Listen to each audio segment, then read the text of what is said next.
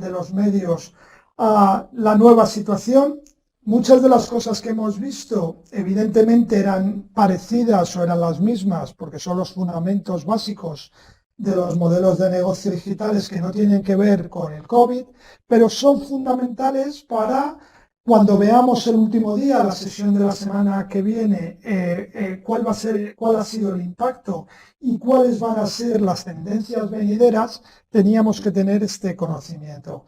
Y creo que era una base fundamental, como os acordáis, y hacemos un breve repaso, conocer las reglas de juego para conocer los diferentes modelos de negocio. Y hoy vamos a hacer especialmente hincapié en lo que tiene que ver con las suscripciones, que esas sí que tienen que ver con lo que está pasando, como veremos la semana que viene, con el impacto del COVID.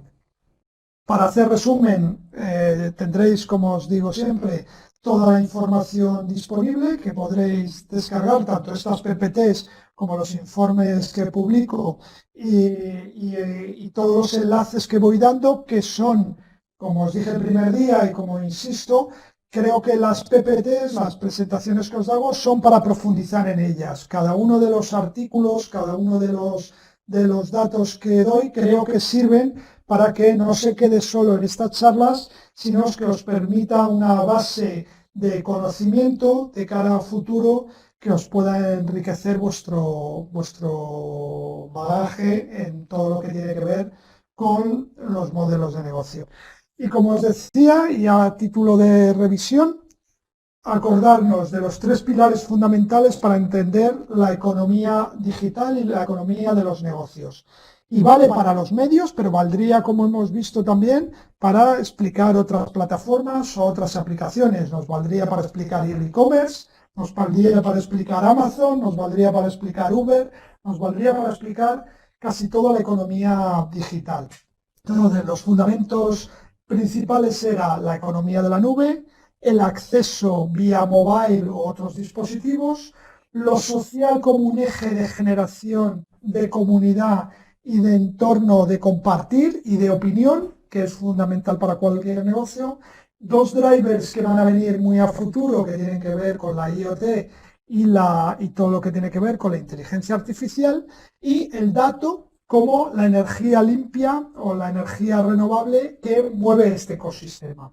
A partir de ahí tenemos que diseñar un funnel porque el mundo digital se basa en las grandes audiencias, con lo cual tenemos que filtrar a través de ese embudo de la generación de grandes audiencias a la segmentación, el engagement y la creación de comunidad, como os decía antes, para luego, a partir de esa segmentación, crear el modelo de negocio que más se acerque a tanto a mis productos como a mis servicios y que pueda monetizar en cualquiera de sus formas: publicidad, suscripciones, e-commerce, modelos de afiliación, y siempre, nuevamente, el data como eje que permite en una economía abierta, en una economía de generación de jardines vallados que voy a monetizar. Jardines vallados que construyo a través del registro y de la captación de datos. Y para el mundo de los medios, concretamente, para generar ese funnel, puedo hacerlo a través del crecimiento de las audiencias, las que tienen que ver propiamente con, si os acordáis, el lenguaje de las máquinas, es decir, salir bien posicionado en SEO, tener una buena estrategia de SEM, de publicidad segmentada a través de keywords, principalmente en Google, y también en las redes sociales, en Social Media Optimization, que puede ser también en 2 aspectos: orgánico, es decir, crear una comunidad que cada vez que yo subo un post, cada vez que yo subo una noticia en Twitter, en Facebook, en LinkedIn, cada vez que subo un vídeo en TikTok, cada vez que subo un vídeo en YouTube, ¿vale? Esa comunidad lo retroalimenta, me genera marca y además tráfico para, cuando digo marca, es branded, que genera creación de comunidad y de atributos, y al mismo tiempo lo llevo a mi site para generar más tráfico. Y nuevamente, ese sería el comienzo del funnel: segmentar, fidelizar y monetizar. Por otra parte, también puedo hacerlo mediante la creación de verticales, que serían llegar a otras comunidades a través de la creación de nuevos portales o nuevos contenidos que pueden estar vinculados a mi marca o vinculados a otros atributos, ¿no? Hablábamos de cómo el New York Times, de cómo el Guardian habían creado sus áreas de crossword, de crucigramas y de ocio que no tienen nada que ver o que no es información pura, pero que está en el ámbito de mi marca. O otros modelos que puedo ir generando, ya sea a través de alianzas o de creación propia. Y como os decía, con estas tres slides, con esta slide de estos tres ejes, puedo dar razón o me tiene que ayudar a generar una estrategia, sea cual sea mi aplicación, sea cual sea mi negocio, sea cual sea mi campo de actuación. Puedo ser un diario deportivo y tengo que dar razón a todas estas claves. Ahí seguramente la creación de comunidad va vinculada a los fans, por ejemplo. Es algo como ha hecho The Athletic, un medio que nació en Chicago y que se ha convertido en referencia de la información deportiva dedicada a fans específicos de las ligas, tanto de fútbol como de fútbol americano, como de béisbol o de otros deportes o de la NBA, muy específica para fans. Han aglutinado una información de nicho para crear un funnel gigante, ¿de acuerdo? Para crear a través de esa creación de comunidades un gran medio deportivo. Entonces, como os decía, esto nos vale para infinidad de ejes. Pero vamos a ver cuando estamos en la parte final del funnel, hemos visto cómo atraer audiencias, hemos visto cómo en algunos aspectos fidelizarles, vamos a ver cómo vamos a hacer para generar negocio, ¿no? La última fase, ya tengo grandes audiencias, tengo datos, ¿qué puedo hacer a partir de la creación de negocios? Siempre digo que para los modelos de negocio en el mundo digital no hay una fórmula de la Coca-Cola, no hay una bala de plata que nos sirva a todos y de forma igual y similar y que se pueda aplicar en el New York Times y en el Tiempo de Bogotá o en el diario AS o en The Information. Hay muchas claves que conocemos, ¿vale? Basadas precisamente en esas reglas del juego, pero lo que le funciona al New York Times nos puede dar orientación para cómo llevarlo a cabo, pero no tiene por qué ser la referencia para todo, ¿vale? Porque es muy difícil ser el New York Times o es difícil ser The Guardian y porque la idiosincrasia de nuestros contenidos y de nuestras audiencias son diferenciales. Con lo cual tenemos que adaptarnos y no todo el mundo tiene, como el Washington Post, detrás a Jeff Bezos, ¿no? Y a cientos de técnicos para poder desarrollar una plataforma. Entonces tenemos que adecuarnos a las condicionantes que cada medio, cada mercado, cada país y cada contenido merece. Entonces eso es importante tenerlo en claro. Voy a resumir muy fácilmente para cuando hablamos de los modelos de negocio, ¿qué hablamos? ¿No? Porque hay veces que lo complicamos todo. La economía es muy compleja, estamos viendo, ¿no? La economía financiera, la gran economía. Pero cuando hablamos de negocios, siempre digo que es más sencillo de lo que parece, aparentemente, o por lo menos para crear una estructura de cara a qué quiero desarrollar. En los modelos de negocio hay dos ejes fundamentales. O tú pagas directamente por algo, un producto o un servicio, o alguien lo paga por ti. ¿Eso qué significa? Que cuando yo pago por algo, genero diferentes modelos de relación directos con mi usuario, ya sea a través de un modelo de suscripción, ya sea a través de pay-per-view, ya sea a través de porque vendo un ebook y me lo compran directamente, etcétera, etcétera, etcétera. ¿Vale? Ese sería el eje, en una relación directa entre el vendedor y el usuario. Hay veces que aparecen intermediarios, pero para simplificarlo, ese sería el modelo de pago directo, lo que luego llamaremos los reader revenue. Y por otra parte sería otro eje, que es el que tú tienes un producto o el servicio y alguien paga por él. un intermediario, ¿vale? Una organización o compañía interpuesta paga a través de ello. ¿Qué sería? Pues la publicidad, el mecenazgo, el crowdfunding, ¿no? Son diferentes vías en las que podemos darle luego, eso es marketing, ¿no? Podemos darle diferentes opciones y diferentes nombres. Pero esas serían las dos claves. Si es verdad que en el mundo digital aparecen, y por eso yo hago mucha hincapié en los medios líquidos, todo se vuelve más líquido, ¿no? Las estructuras se vuelven más horizontales y las definiciones son más ambiguas porque abarcan más cosas, porque aparecen modelos híbridos. ¿Qué son los modelos híbridos? Pues mezcla, ¿no? Si hemos dicho que la cadena de valor se vuelve más líquida, aparecen nuevos agentes que me pueden permitir nuevos modelos. Aparecen los modelos freemium, ¿vale? ¿Modelo freemium qué es? Casi todos los modelos digitales, muchas de las aplicaciones que estamos acostumbrados a usar, son modelos freemium. Te ofrezco un servicio básico gratuito y si quieres capas más profundas o capas de mayor valor, ya pagas por ellas. Dropbox, ¿no? Si yo quiero la básica, pues esta es gratuita. Zoom, si yo quiero la básica, esa es gratuita. Pero si yo ya quiero más tiempo, más capacidad, mejor calidad, pues ya tengo que pagar. O mayor volumen, pues ya pago por ello. ¿De acuerdo? Eso en el mundo físico era complejo, en el mundo digital, como hemos visto, como como está basado en una economía de la nube, basada en el acceso, yo te puedo dar acceso, pero si quieres valor añadido, ya te lo cobro, ¿de acuerdo?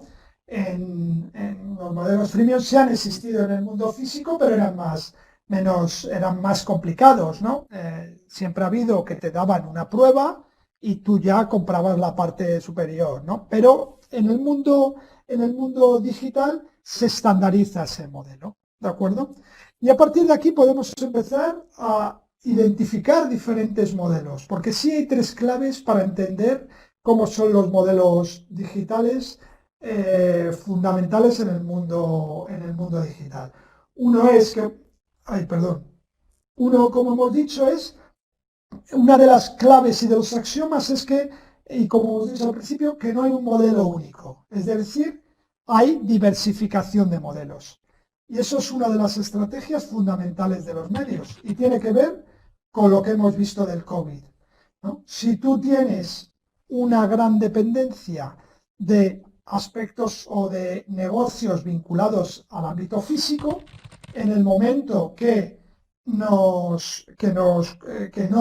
podemos salir a la calle o que no podemos acceder a productos físicos, como por ejemplo los eventos, pues tenemos un grave problema. Veremos algún ejemplo luego. Si todo nuestro negocio depende del papel y de repente el papel no se vende porque no se puede, los kioscos como ha pasado en muchos sitios o los puntos de venta no podían o las imprentas no funcionaban, no estaban paralizadas, pues nuestro negocio se paraliza.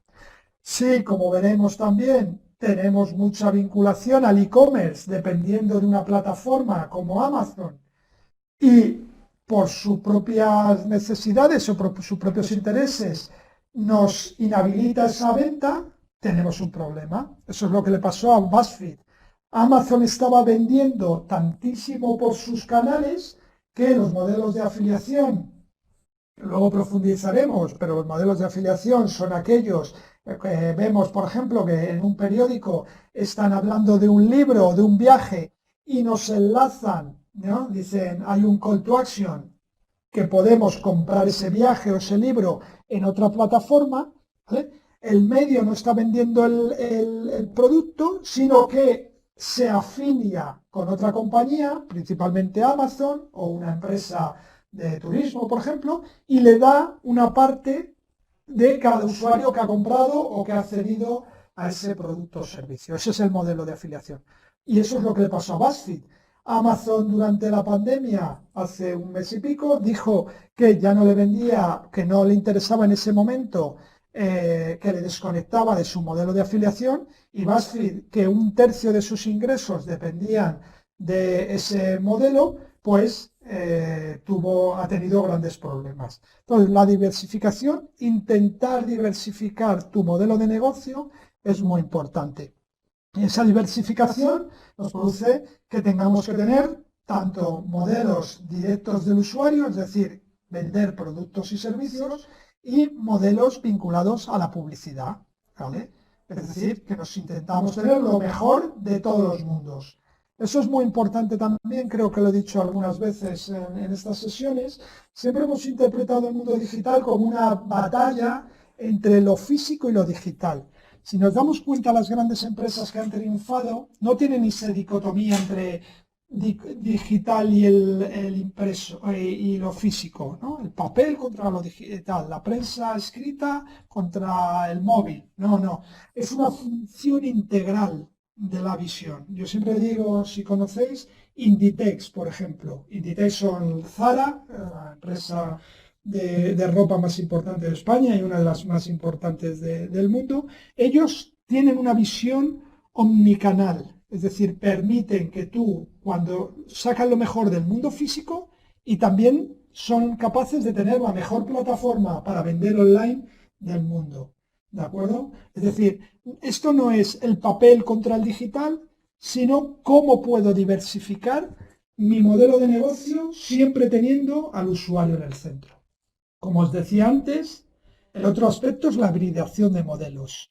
Todos los modelos que yo pueda entremezclar no tienen por qué ser modelos puros. Puedo hacer un modelo as a service. Si yo tengo una plataforma tecnológica, hablamos antes de Amazon, ¿no? Del Washington Post, si tengo capacidad de tener una plataforma, pues puedo hacer una línea de negocio, aunque sea pequeña inicialmente y costosa, pero a ellos les puede ser muy beneficiosa, de un modelo as a service.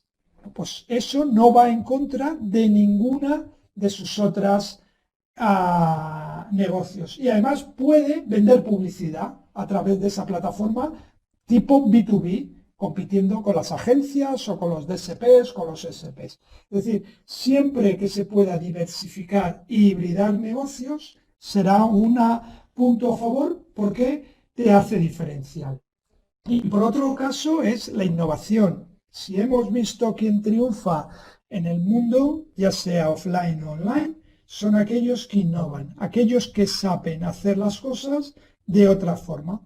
Evidentemente, cuanto más grandes, cuantas más capacidades, cuanto más músculo financiero, cuanto más una estructura más saneada, será más fácil innovar. Pero no es excluyente. Hay muchas empresas pequeñas, de hecho hay muchas de las empresas pequeñas de modelos, y en Latinoamérica ha pasado, ¿no? de eso que se llama el periodismo emprendedor, muy innovador, basado en datos, basado en nuevas narrativas, que han sido estructuras pequeñitas. Evidentemente, la innovación es algo que puede beneficiarse de tener grandes recursos, y es evidente que la capacidad de innovación que tiene el Washington Post en el desarrollo tecnológico pues es inigualable, ¿no? Porque tienen más científicos de datos y desarrolladores gracias a ese aporte de Jeff Bezos que no tendrían cualquier otro medio, ¿no? Porque las dimensiones empresariales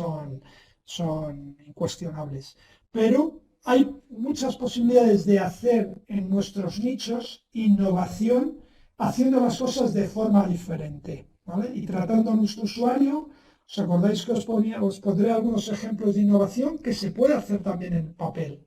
Durante la pandemia, un periódico de Chicago lo que hizo para sus suscriptores, para los hijos de sus suscriptores, fue contratar artistas de street art de Chicago para que los suscriptores se pudieran descargar obras que los chavales, que sus hijos pudieran pintar, ¿no? Un PDF que tú te descargabas que puedas descargar, imaginaros, no era el caso, pero una obra de Bansky o de un artista así. Pues bueno, es un factor innovador, ¿vale? Que es una cosa sencilla, que no hace falta un gasto en tecnología y que lleva a ese terreno entre lo físico y lo digital, ¿de acuerdo? Y que evidentemente eso no te va a salvar la cuenta de resultados, pero te ayuda a crear modelos de relación con tu audiencia innovadores y ámbitos que no tienen por qué ser siempre los estrictamente habituales. ¿De acuerdo? Y eso que lo que nos lleva es, os he puesto este ejemplo, pero habría muchos, y este es justo antes de la pandemia, la revista Fortune, ¿no? Que es un buen caso de relevantes, de los 100 millones de dólares que ingresa al año, Fortune como compañía, como revista, el 40%, ¿vale?, proviene de las conferencias. El print es otra parte que representaría en torno al 30% y todo lo digital el 20%. Y un 10% de otro tipo, e-commerce, de otro tipo de relaciones. Si veis, vamos hacia modelos, aquellas empresas que han hecho una transformación digital más saneada, van hacia ese modelo que puede ser 30-30-30, que puede ser 40-30-20-10, pero que nos lleva a diversificar.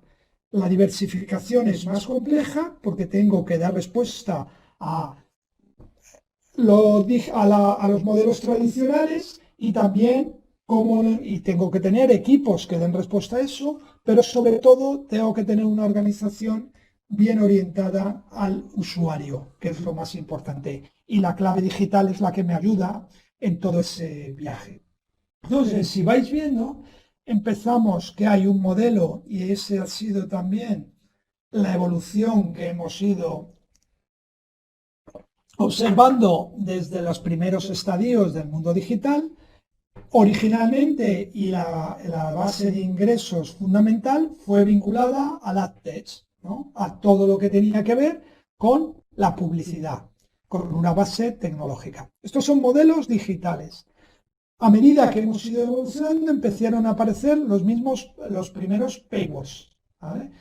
Diferencio paywall de suscripciones porque suscripción es un paso más del paywall. La suscripción lleva un conocimiento y una estrategia basada más en datos que el puro paywall. El paywall, ya sea de registro o de pago, ¿vale?, sería la fase inicial en la que no hay un conocimiento exhaustivo, no tengo reglas, no tengo datos, no tengo un sustrato, mientras que la suscripción es todo un ecosistema, ¿vale?, que me permite obtener en ese modelo que decíamos que el usuario tiene una relación directa a través del pago más profunda. Y el siguiente paso en este ecosistema, que es el que empezamos a vislumbrar y el que ya os he ido adelantando, tiene que ver con los reader revenue. Es un paso más en los que las suscripciones son fundamentales, pero me puede llevar a otros terrenos como son el e-commerce, como pueden ser tiendas físicas, puede ser que cree otro tipo de alianzas.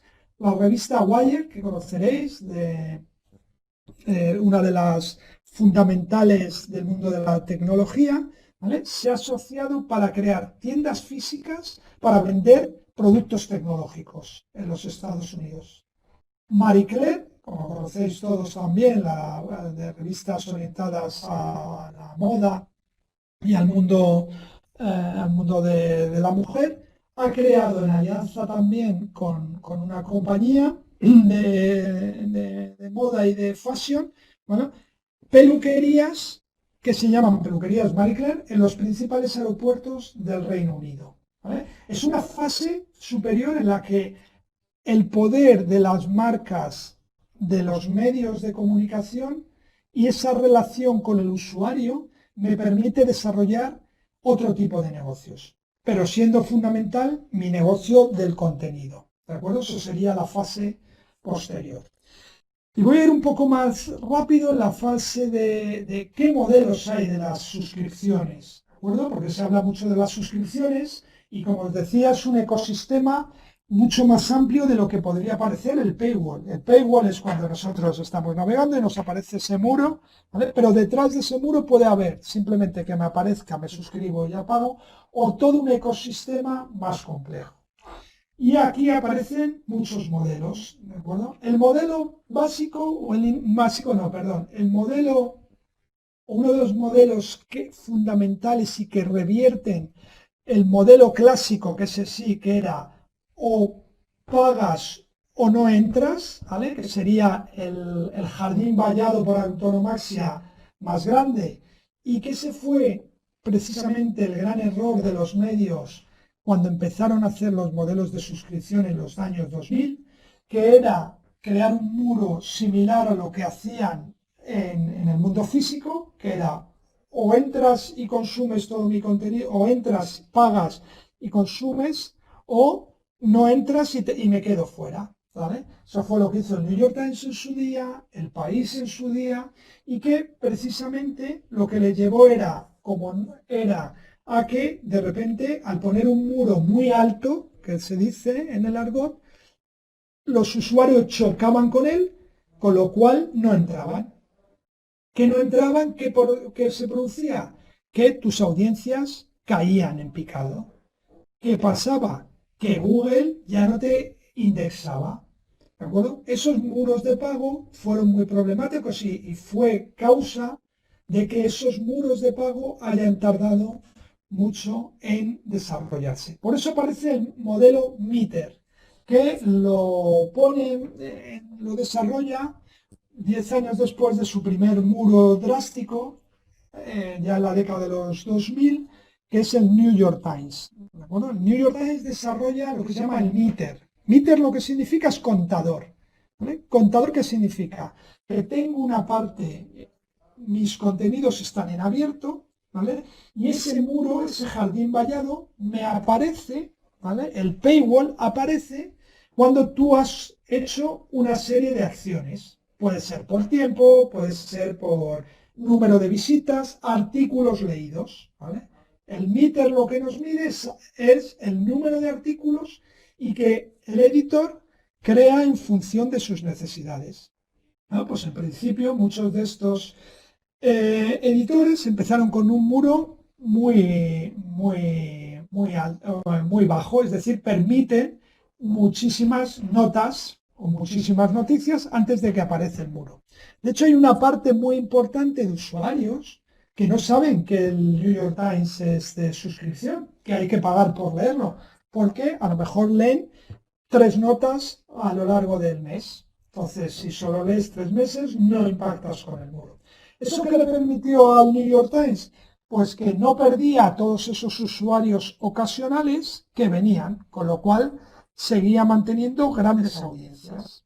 El meter, de hecho, va orientado a eso, a que permite mantener grandes audiencias, pero obligas a tus usuarios más fieles, aquellos que leen más de 10 noticias al mes, en algunos medios ya se va bajando, pero el País, por ejemplo, también, aquellos que lean más de 10 noticias al mes, a suscribirse. Son modelos orientados a esos suscriptores más fieles. Y ahí fue donde el meter fue muy ventajoso, porque permitía mantener grandes audiencias, con lo cual seguía manteniendo el modelo publicitario, acordaros siempre, diversificación, ¿no?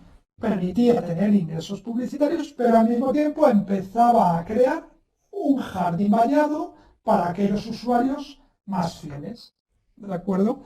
Entonces aquí empezó a crear ese mito de que el New York Times es el modelo de suscripción por antonomasia, pero existen otros. El de New York Times está muy bien porque tiene una marca global, porque tiene muchísimas audiencias y le permitió también ese conocimiento del usuario. Es un modelo porque luego, en función, como os decía, de la altura del muro, de si aparecen muchas notas o pocas, si te permite leer muchas notas o pocas, puede ser un meter hard o soft. Ahora estamos viendo los soft, aunque lo que vamos viendo es que esos soft que nacieron, como por ejemplo La Nación o Clarín, van evolucionando hacia modelos meter más hard, es decir, que te van permitiendo cada vez menos noticias leídas, porque vas conociendo y cada vez tienes más usuarios fieles que impactan con él,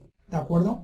Es muy habitual el de los meter en revistas, en grandes cabeceras, predomina en el mundo anglosajón, sobre todo en los Estados Unidos, Condé Nast, todas las revistas de Condé Nast y del grupo Hearst manejan este modelo. Os he puesto ejemplos, ¿de acuerdo?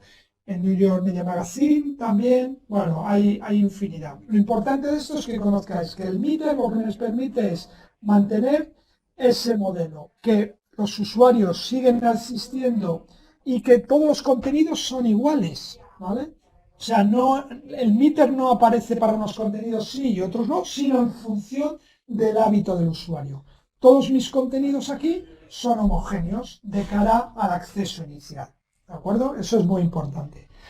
La evolución, como os decía y como hemos visto, ponía Clarín, La Nación, pero también el New York Times, han ido evolucionando a meter, es decir, me permiten una serie de notas antes de que aparezca el muro, pero se van convirtiendo en hard, cada vez más duros, es decir, y el Financial Times sería por antonomasia. Me permite una noticia o a veces ni siquiera. Me permite ver solo los titulares, ver la home y si yo pincho ya me aparece.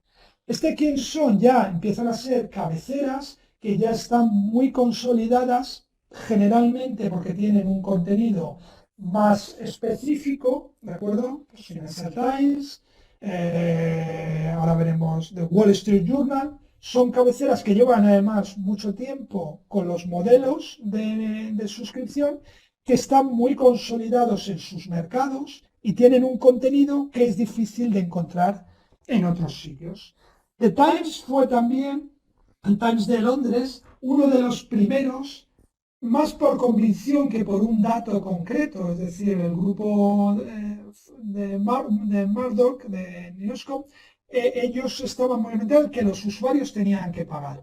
Y fue justo cuando el New York Times abrió su muro y en las primeras, ellos apostaron porque The Times tenía que ser de pago. Claro, era un modelo que estaba sustentado por un gran grupo, una gran corporación que se permitía, aunque bajara la publicidad, mantener un muro, porque en este caso sí los ingresos inicialmente descendieron, pero paulatinamente empezaron a crecer.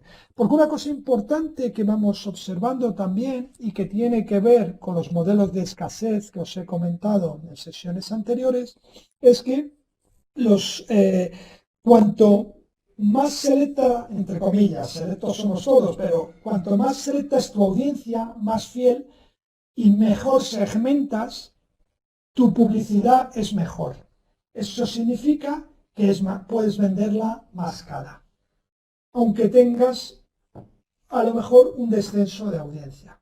Los modelos de escasez pueden permitirme subir el CPM, que era algo que no se practicaba tener grandes audiencias para tener muchísima publicidad. Hay veces que menos publicidad puede incrementarme el CPM. Y eso veremos también cómo va evolucionando en el futuro. Y hablaremos de ello la próxima semana cuando hablaremos del impacto del COVID, que algo de esto ha tenido lecciones que creo que hay que aprender para el futuro. Y siempre decimos, si os dais cuenta, todos los medios que hemos hablado, o mayoritariamente, eran lo que llamamos modelos legacy, es decir, medios tradicionales que se han pasado al digital.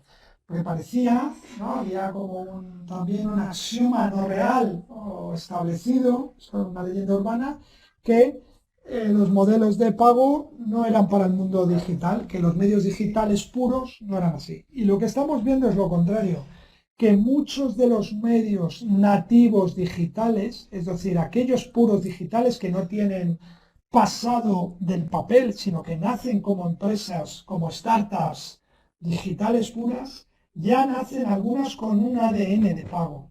Aquello que os decía yo, que siempre parecía que Internet todo era gratis, yo creo, y siempre digo una broma, que los que llevamos mucho tiempo en Internet, diremos a nuestros nietos, yo conocí un Internet que fue gratuito. Cada vez más iremos pagando por productos y servicios, ya lo estamos haciendo. Y productos y servicios nativos digitales.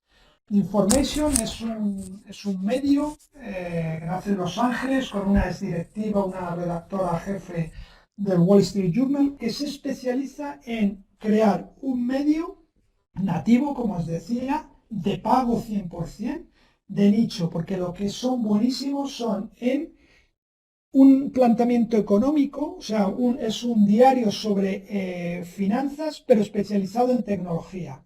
Es decir, analizan y evolucionan y evalúan todo lo que tiene que ver con las empresas de Silicon Valley. Y se han convertido en las referencias y dicen que es el medio de comunicación que más CEOs, consejeros delegados y presidentes de empresas tecnológicas del mundo. Y están todas las empresas de Silicon Valley, están suscritas a The Information porque hace análisis muy detallados de lo que está pasando en Silicon Valley desde una perspectiva, es decir, aquí no hablan del nuevo iPhone o del nuevo, de una nueva tecnología, sino del aspecto económico de estas empresas, ¿de acuerdo? Si suben en bolsa, si no, si hay cambios en el organigrama, si una se fusiona con otra. Bueno, es un Financial Times especializado en empresas tecnológicas y está teniendo, bueno, no dan datos porque no está cotizada, pero hace 2 años se estimaba que ya tenían 100.000 usuarios de pago. Además, una suscripción que hay ofertas, pero generalmente es bastante cara. Y además tienen un modelo de negocio muy interesante en paralelo, volvemos a lo que os decía antes, la hibridación y la combinación del mundo físico y del mundo no físico, del mundo digital, que hacen eventos con altos directivos, ¿vale? Eventos en Nueva York, en Los Ángeles, en las que reúnen a CEOs de las grandes compañías y hacen o ya sea una conferencia o una fiesta. Y se pagan verdaderas cantidades importantes por estar ahí, porque es una reunión de networking muy importante para el mundo vinculado a la economía tecnológica o de las empresas tecnológicas. Y hay otros de nicho, ¿vale?, que no tienen que ser mega grandes empresas, como decía, y en otros países del mundo. Mediapart es un medio francés que tiene más de 15 años, también de suscripción hard, es decir, solo te permite leer una nota o simplemente el titular y enseguida te sale, y la entradilla, y enseguida te sale el muro, de información política vinculada a la izquierda en Francia, ¿no? Tiene un posicionamiento político para un público muy determinado y bueno, tienen los números que presentan recurrentemente, son muy importantes y son una empresa rentable, ¿vale? Y solo con un meter hard, ¿de acuerdo? Hemos dicho, los meter hard soft, el otro gran modelo, otro de los grandes modelos es lo que os decía antes, el modelo freemium. El modelo freemium es que aquí ya hay contenido que siempre es en abierto y hay ese contenido premium de mayor valor que siempre está cerrado, ¿de acuerdo? Independientemente que yo lea una o 25 noticias. Aquí no me sale en función de cuántas noticias, sino en función de lo que el editor considere que es. Se puede leer de forma gratuita o hay que pagar por verlo. Este modelo se está implantando mayoritariamente en Europa, ¿de acuerdo? Aquí, por ejemplo, lo tiene El Mundo, Le Monde, Le Figaro, Telegraph. Podéis ver infinidad, Spiegel, Bild, casi todos los medios europeos tienen este modelo. Insisto, si os dais cuenta ahí, siempre cuando entramos hay un indicador, es decir, esta noticia es solo para mis suscriptores. Tengo un contenido premium, ¿vale?, que no lo puedes encontrar en ningún otro sitio. Lo que nos lleva es eso mismo, ¿de acuerdo? Puedo mantener un modelo publicitario para grandes audiencias que van a un contenido más commodity, ¿no? Ha pasado, por ejemplo, o de servicio público, ha pasado con el COVID, ¿no? La información genérica sobre el COVID era abierta, pero si yo tenía un análisis científico de alto valor, pues ese lo podía hacer de pago. Entonces aquí lo que hay que combinar es tener una masa crítica lo suficiente y un contenido lo suficientemente atractivo para que el usuario quiera pagar, ya no solo por el contenido generalista, sino por ese contenido más especializado. Y hay infinidad, DigiDay, que es un medio que yo os he hablado alguna vez de información, esta sí que es más sobre tecnología, sobre tendencias, más especializada, que tiene servicios de premium, ¿vale? Esos servicios premium puede ser notas, puede ser un podcast, puede ser un vídeo, etcétera. Puede ser una videoconferencia con un periodista que da un servicio, que da, por ejemplo, recomendaciones sobre bolsa, bueno, etcétera, etcétera. Un contenido especializado o de nicho o de gran valor añadido que lo hago solo para ese club de suscriptores, ¿vale? Y aquí os pongo muchos ejemplos para que lo veáis. Y la tendencia que estamos viendo, que es importante, y ya lo voy a dejar aquí para dar tiempo bueno, voy a dar la siguiente y luego doy, aunque terminemos un pelín más tarde, pero creo que es relevante. La tendencia que se está viendo, ¿vale? Esto es muy importante, es que aquellos medios que empiezan con un modelo freemium, cada vez va creciendo más la parte de contenidos de pago, ¿vale? Es decir, Le Monde, por ejemplo, empezó con menos de un quinto de sus notas que eran de pago y ahora ya está por encima de un tercio, ¿vale? Casi el 33% de sus notas ya son de pago, ¿de acuerdo?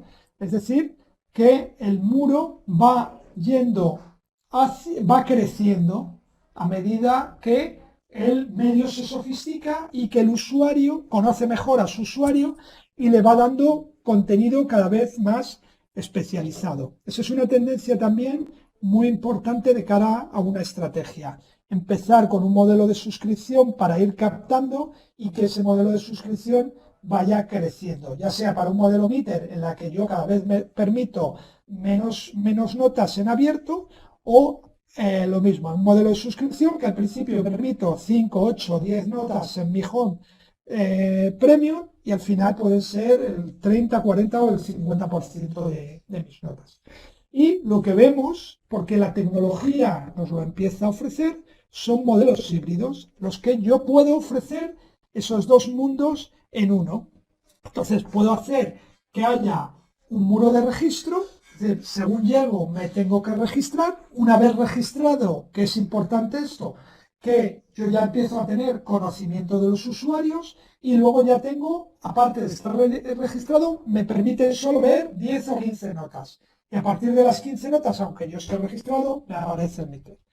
O puedo hacer un muro de registro solo para las notas en abierto, ¿de acuerdo? Me registro para cierto tipo de notas, por ejemplo, opinión, que es muy típico, o, como os decía, los crucigramas. Aquí puedo jugar en función de aquellos contenidos que estoy dando.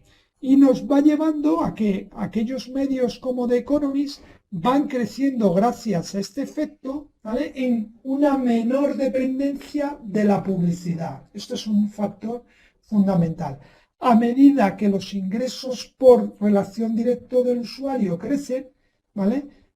Mi dependencia de la publicidad es menor, con lo cual puedo reducir esa necesidad de la publicidad, intentar limitar el número de espacios, ¿vale? Tengo menos publicidad, pero que me da más ingresos. Y aquí vemos también modelos como, y las variedades de modelos híbridos son infinitas. Meter más freemium, es decir, tengo el site, yo llego, este es el after poster del grupo System, he hablado también algunas veces, el grupo nórdico. Entonces, meter, ¿qué significa? Que hay una meter y freemium, que significa que hay unas notas que siempre son de suscripción. Si yo entro esas, lea 8, 7 o 6 o una, no puedo verlas, ¿no? Imaginaros los vídeos. No puedo ver ningún vídeo si no estoy suscrito. Y al resto de los contenidos que originalmente están abiertos, solo me dejan acceder a 10. Cuando he visto 10, me sale el muro, 10 o el número que sea, ¿de acuerdo? Entonces puedo ir jugando a medida que yo ya tengo un conocimiento de mi usuario, ¿de acuerdo? Que estas notas o este número de notas vaya variando. Este es un modelo también que tiene de Telegraph, La Vanguardia, etcétera, etcétera.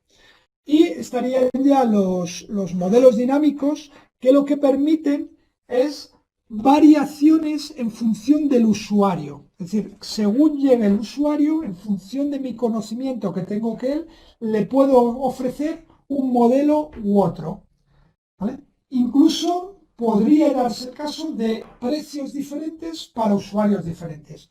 Un poco como hacen los modelos de las aerolíneas, siempre se dice que en un viaje París-Nueva York es difícil que un 10% pague lo mismo, ¿no? Cada usuario en función de cuándo lo ha comprado, desde qué plataforma, si lo ha comprado con mucha antelación o poca, si es usuario habitual o no, automáticamente tiene un precio diferente cuando va a hacer la compra de ese billete de avión, de ese ticket de boleto de avión. Pues parecido puede pasar. A partir del conocimiento que aparece el usuario, puede aparecerle un usuario que accede, por ejemplo, desde España al Wall Street Journal, puede tener un meter que le permita ver 5 noticias. Y a las 5 le aparece un muro de pago que pueda valer una oferta de $5 al mes. Y un usuario que entra desde Washington, o desde Nueva York, que ellos saben por su conocimiento de usuario, porque ha estado registrado o porque accede frecuentemente, que a ese usuario le salga el muro directamente y la oferta que sea es de $20 o $10 al mes, porque son usuarios diferentes. Eso es lo que se llama conocimiento dinámico, o sea, modelos dinámicos o algorítmicos. Son todavía escasos porque hace falta tecnología y una organización interna más sofisticada para el conocimiento del usuario, ¿de acuerdo? Pero van a ir progresando a lo largo del tiempo. Y para finalizar esta parte serían ya los modelos de membresía, que estos son diferentes. Los de membresía, yo pertenezco a un club, por decirlo de una forma. Yo pago por pertenecer al club. El caso de referencia es de Guardian. De Guardian todos sus contenidos pueden accederse de forma gratuita. Todos los contenidos están en abiertos. Pero si yo quiero algunos servicios añadidos o yo quiero pertenecer a ese club que sufraga o que apoya porque comparte unos valores o comparte una idea de miembro o socio, pues paga por ello. Y generalmente tiene unas contraprestaciones, pues puede ser que si hace una fiesta o hace un evento o el medio, pues te invite, o porque pueda hacer una visita para esos miembros. Pero en principio la vinculación es porque tú quieres pertenecer a esa marca por los factores que quieras. Slate, por ejemplo, lo que ofrece aquí es una serie de servicios vinculados a los podcasts, pero hay otros como Quartz, que es también vinculado a pertenencia. En España es muy famoso el caso del diario.es, que es un club de socios que lo que compartes es una visión por un tipo de periodismo muy particular, ¿de acuerdo? Y aquí sí que además hay una serie de servicios añadidos. Les envían una revista en papel cada cierto tiempo, creo que es trimestral o mensual, ahora no recuerdo. Además hacen cierto tipo de eventos para ese tipo de socios. Pueden acceder a cierto tipo de información con unas horas de antelación, pero su información, no hay información que al día siguiente no pueda accederse, ¿vale? El tipo de membresía normalmente es más de nicho, le cuesta más crecer porque está más, a no ser que sea de Guardian, porque está vinculada generalmente a unos atributos, ya sea por ideología política o por vinculación a ciertos aspectos, ¿no? Creo que son socios muy vinculados a esa marca, ¿vale?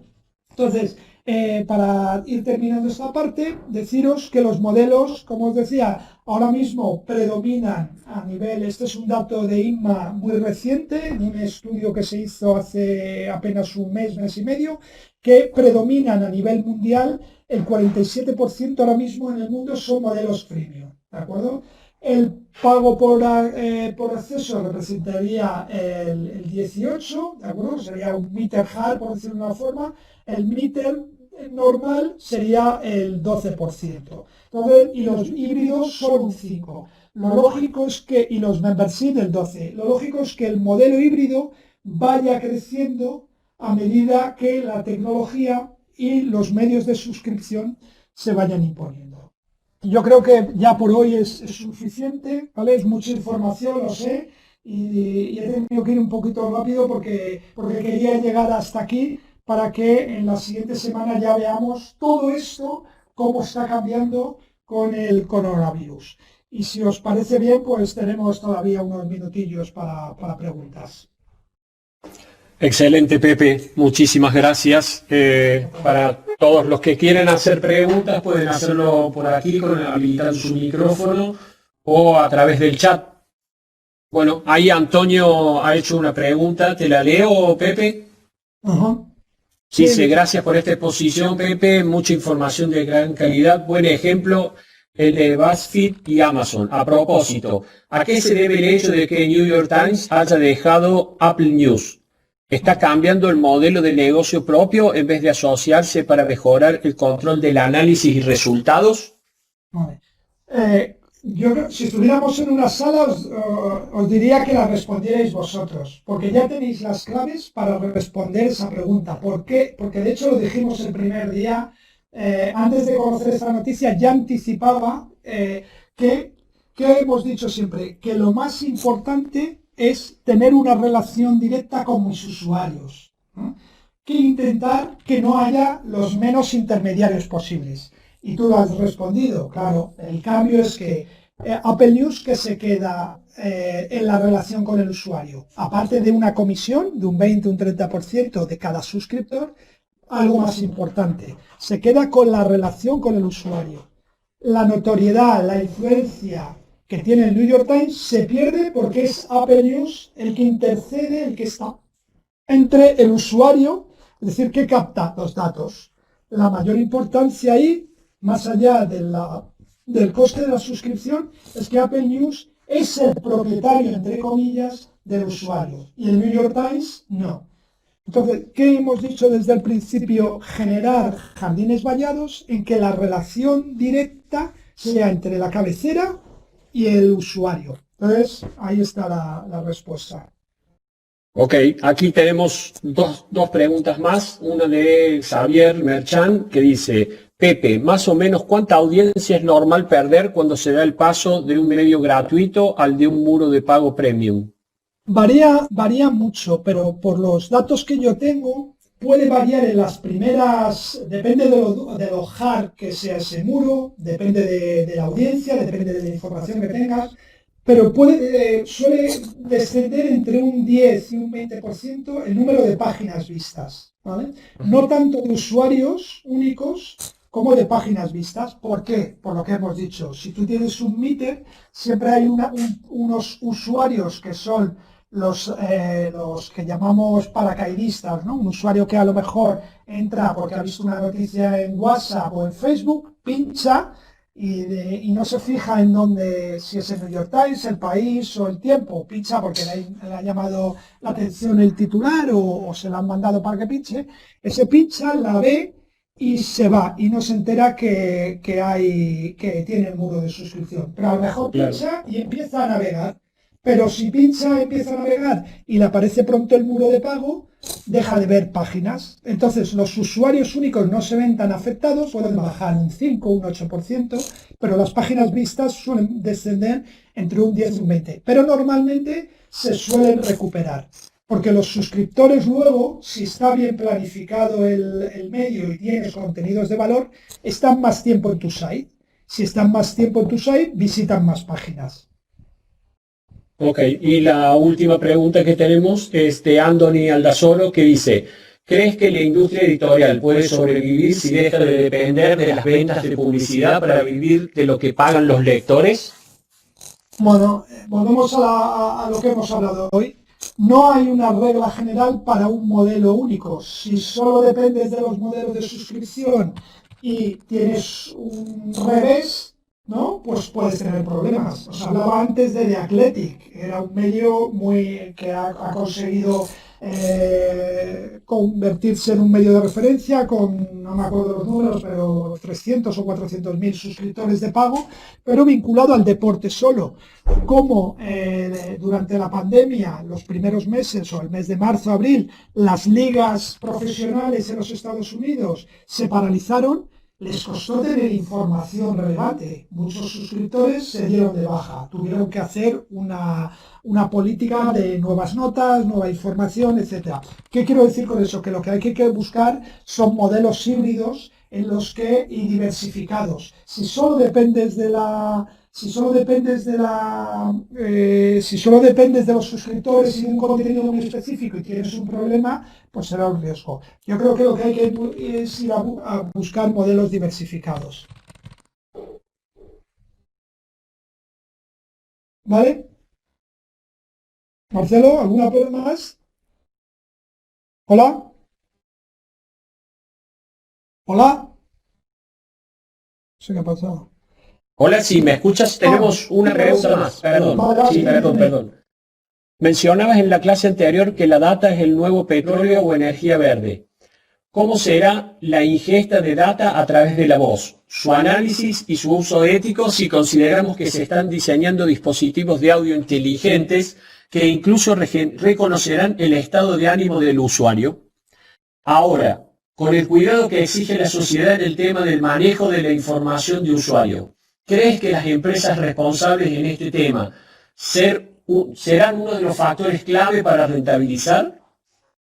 Muy buena pregunta y que abre debates muy interesantes y en el que no hay una solución actualmente porque nos lleva a claves muy novedosas. Los usuarios ahora no saben cuánta información están obteniendo muchas plataformas a través no solo de los speakers inteligentes, sino de las televisiones inteligentes, de los móviles, o sea, mucha información a través de la voz que los usuarios no conocen.